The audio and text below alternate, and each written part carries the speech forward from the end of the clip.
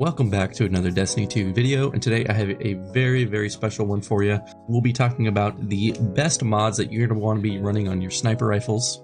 I think the biggest reason I wanted to make this video is the fact that it didn't seem like that there was really a good option when it came to mods for your sniper rifles. Before the aerial effectiveness changes, everyone used to run the Icarus Grip mod.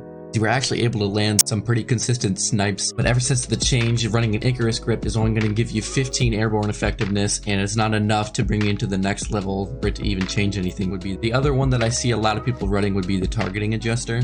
But personally, for me, and I think any other high-level player, they don't really feel the need to use targeting adjuster. I've sniped without a targeting adjuster for the last 7 years of Destiny, and so I really haven't felt the need to ever need it to begin with. And with a sniper like the Supremacy, where I'm already sitting at 77 aim assists, which is pretty high, I don't feel the difference of 5 aim assists is going to be make or break in making it better or worse. So eliminating the two most popular mods on snipers, which is the Icarus Grip and the targeting adjuster, had me wondering what perks should we be using. So for the last couple of months, I've actually been rotating out a couple of different mods that I think that you should be using, and the ones that I'll continue to use from here on out. I'm not going to be talking about just one today. We'll actually be talking about 3 different mods that I think you should be running. So without further ado, let's get into the video. The first mod that we'll be talking about today is the radar booster. I know you guys probably think I'm crazy right now, but hear me out. The radar booster slightly increases the range at which radar detects enemies. And through my weapon testing, I found out that that is about 8 meters. It doesn't sound like a lot, but trust me when I say it's a difference maker. A really good example of this is the Bannerfall lane that you're looking at right now. The radar is one of your most powerful tools. Being able to know where the enemy is at before they know where you are is a huge advantage in this game. I've actually been running radar booster for the last couple of weeks now because I've really wanted to make sure it was worth the mod slot, and it definitely is. Now that we've kind of gone over the importance of the radar, I want to actually go over another radar mod, which is the radar tuner. This is what the radar tuner does. The radar immediately returns to you when you stop aiming down sights. Those of you guys who played Destiny 1 know what it's like to spam your ADS button. That way you can keep peeking radar.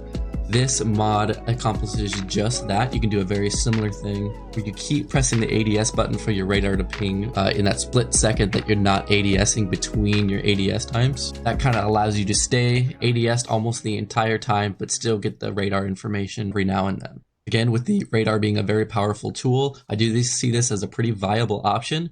However, I do think the radar booster perk just barely beats it out in viability, because without the radar tuner mod, you still have a pretty decent rate at which the radar returns to you. I think that that extra distance on the radar booster perk definitely gives it the upper edge here. Lastly, I want to talk about one more perk that I think is really worth your while if it's an Adept one. So of course, we're talking about Adept Stability right here. Adept Stability increases your stability by 10 points, which is actually a pretty massive difference. You guys didn't know stability is one of the most important traits on a sniper rifle because that actually increases your flinch resistance. The more stability you have on a sniper, the less flinch that you take. So being able to max out that stat as high as possible is going to be really important to being able to land your shots more consistently. For example, this is actually what I'm running on my current ISOL Adept. I'm running Adept Stability, no distractions, as well as Fluted Barrel to get that nice old 72 stability stat roll. Lastly, I think it's worth an honorable mention, and of course we're talking about the Sweaty Confetti. The Sweaty Confetti causes a festive celebration on each precision final blow. Nothing's more satisfying than seeing your enemies explode into confetti after that crispy headshot kill. Thank you guys so much for watching, and I will see you guys next time. Peace.